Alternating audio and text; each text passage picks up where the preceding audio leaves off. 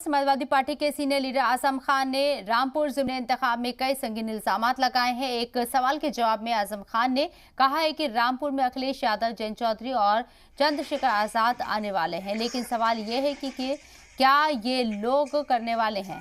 आजम ने कहा है कि रामपुर में तो कोई इलेक्शन हो नहीं रहा है क्योंकि इंतजामिया यहां कारकुनान को लगातार परेशान कर रही है, घरों के दरवाजे तोड़े जा रहे हैं। आजम खान ने ये भी इल्जाम लगाया कि उनकी बीवी तंजीम फातिमा को भी घर से बाहर ना निकलने को कहा गया है।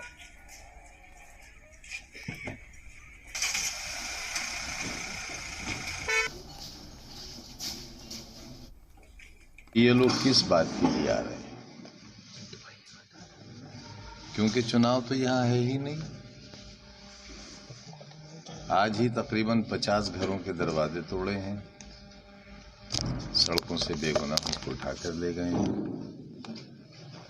और जिस भाषा का इस्तेमाल किया है उसमें हमारी पत्नी और इस शहर की पूर्व सांसद और पूर्व विधायक को भी उन्होंने नहीं बख्शा है। और ये वार्निंग भी है कि अपने घरों में रहो, और हमारी पत्नी को भी वार्निंग दी है कि निकलना मत बाहर। हम इस बात पर विचार कर रहे हैं कि अखिलेश यादव जी जब तशरीफ लाएंगे